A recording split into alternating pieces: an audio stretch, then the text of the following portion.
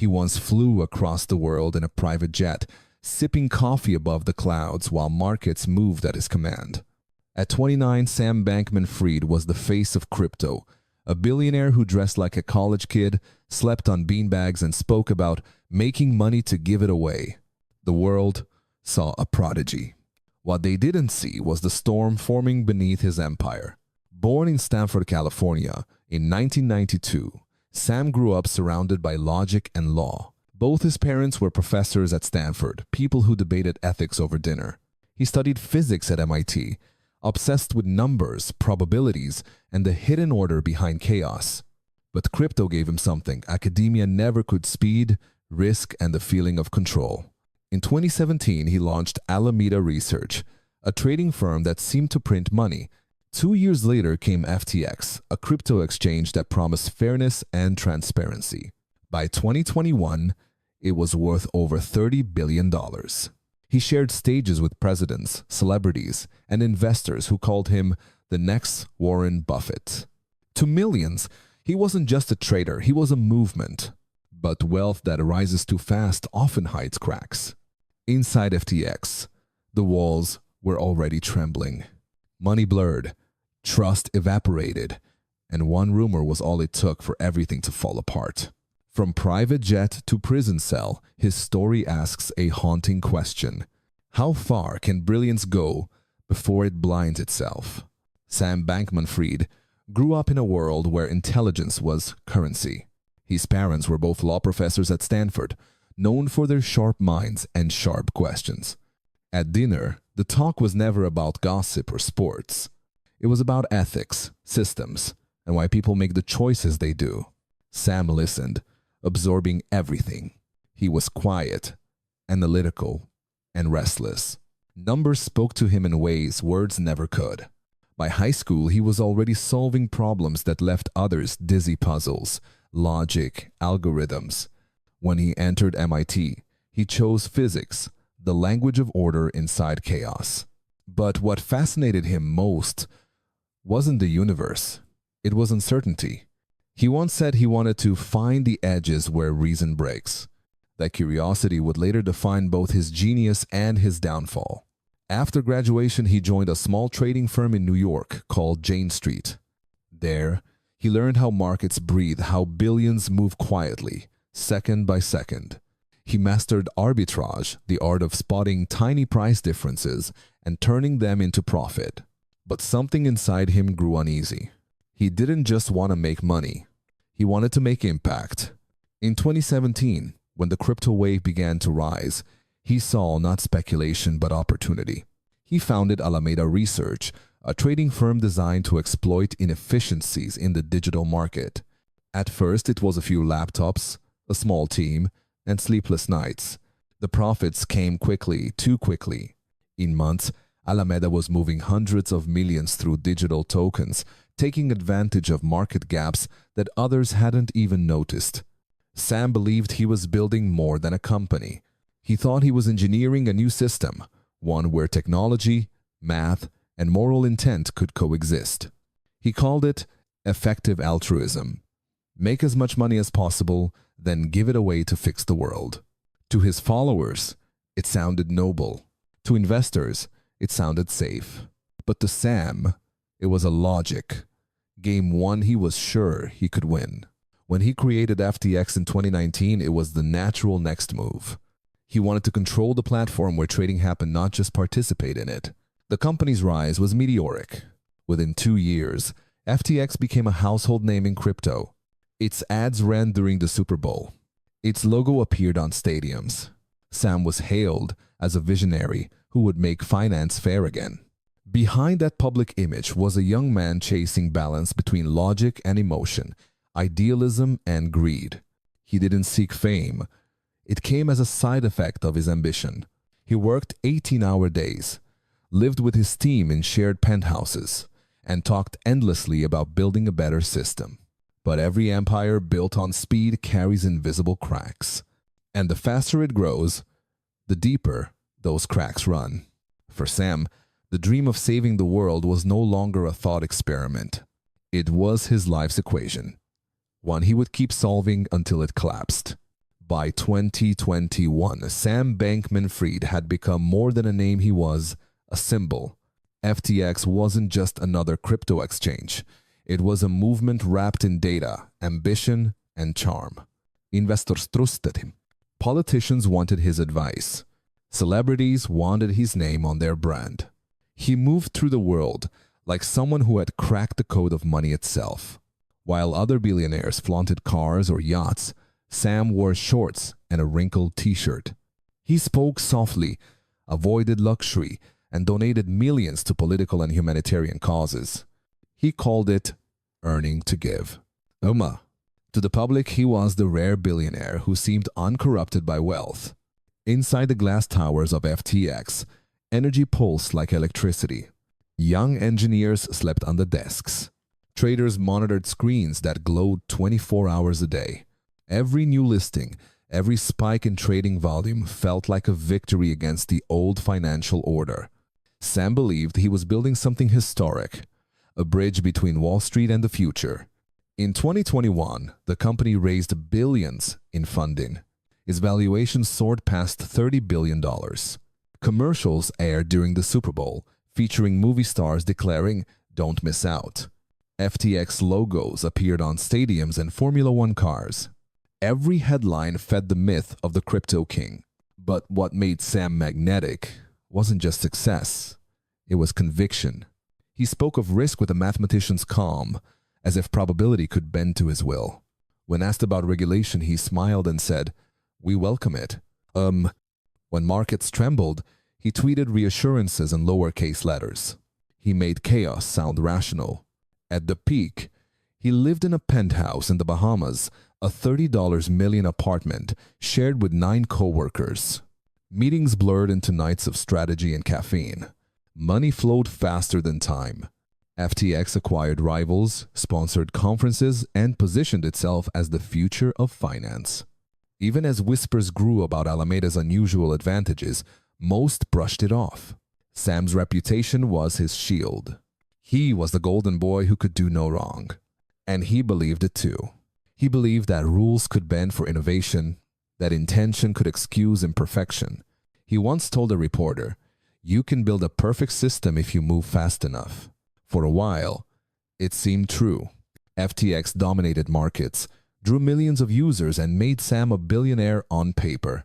He stood at the center of a storm of money, logic, and blind faith, unaware that beneath the surface, the foundation was already shifting. Success had become his reality. Doubt was a language he no longer spoke. In November 2022, silence replaced the noise. Screens that once flashed green turned red. The empire that had promised trust began to shake from within.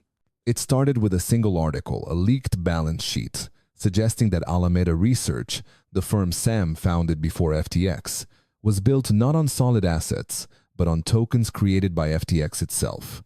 It was a circular mirror value feeding on illusion.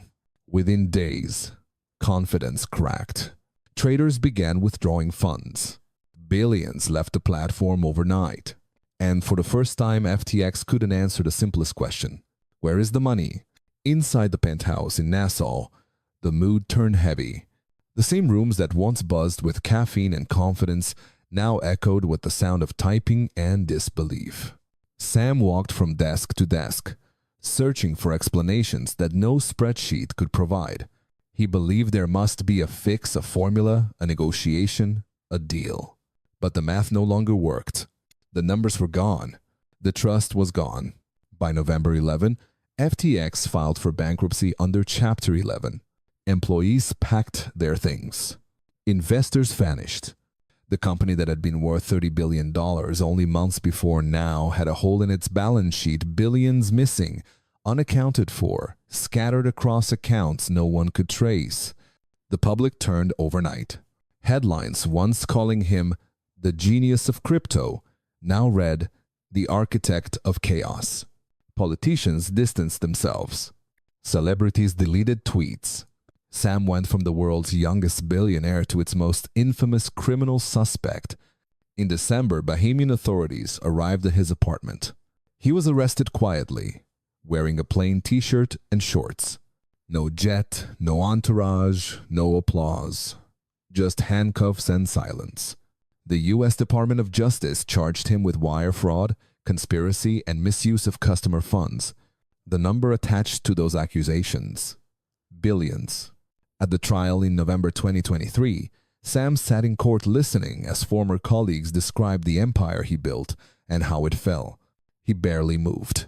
He tried to explain that it wasn't greed, that he believed the money would return, that the system would self-correct. But belief doesn't pay back billions. Logic doesn't erase betrayal. On the 28th of March 2024, the verdict came: guilty on all counts. 25 years in federal prison. The courtroom was silent as the sentence was read. Outside, the world debated whether he was a villain or a visionary who lost control of his creation.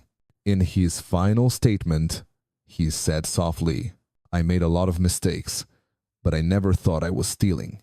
For a man who once moved markets with a tweet, it was the quietest moment of his life. The story of FTX had ended not with a crash, but with the slow realization that the empire never had foundations, only faith. And faith, once broken, can't be rebuilt with code. In America, ambition is almost a religion. It rewards those who move fast, who take risks, who believe the future belongs to the bold. It built Silicon Valley, turned garage ideas into empires, and made overnight billionaires feel inevitable. Sam Bankman-Fried grew up in that world one where risk was not danger but destiny. In the American imagination, failure is not a flaw. It is proof that you tried. That's why investors loved Sam. He looked like the next chapter of the American dream, a disheveled genius rewriting finance with math instead of greed. His story had all the right symbols: youth, intellect, altruism, and speed. He wasn't selling crypto. He was selling conviction. And conviction sells well in a culture built on belief. But when FTX fell, America saw its reflection bright, restless, and blind to its own velocity. The same system that celebrated innovation forgot to ask whether it was sustainable. The same investors who once praised disruption now demanded oversight. Suddenly, move fast and break things didn't sound like progress, it sounded like confession. Across the ocean, the reaction was quieter, colder. In Japan, financial regulators tightened compliance laws within weeks. In Europe, headlines turned philosophical. If code is trust, who writes the code? Governments demanded audits, independent reserves, tangible proof that money wasn't just data dressed as value. In Singapore, once the shining hub of digital finance, investors whispered new words: caution, verification, separation. The global response revealed something fundamental: that America's optimism often underestimates the fragility of faith. While the West celebrates risk-takers, much of the world builds systems to survive them. In Asia, discipline is not control, it's memory. In Europe, transparency is not bureaucracy, it's protection.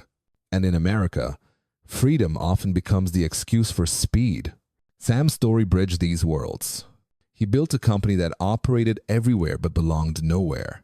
FTX was digital, borderless, frictionless, and so was its collapse. When it fell, it didn't just erase wealth, it erased illusions. Investors in Seoul, London, and São Paulo learned the same painful truth: innovation without integrity is just chaos in a suit. For the US, the lesson cut deeper. This wasn't just about crypto, it was about the country's faith in genius. America has always believed that brilliance can fix what it breaks. But sometimes, the smartest man in the room needs guardrails, not applause. The rest of the world watched, both fascinated and vindicated. They saw that even in the most advanced markets, trust remains the most fragile currency. The fall of FTX became a global parable, not about technology, but about temperament. Because progress without reflection is just acceleration. And no matter where you are, New York, Tokyo, or Berlin, the math of reality never changes. Without transparency, freedom becomes fiction.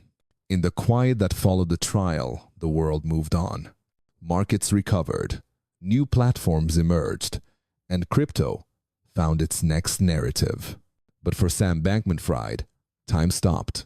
Inside a cell built for reflection, he finally lived in a world that couldn't be optimized or automated.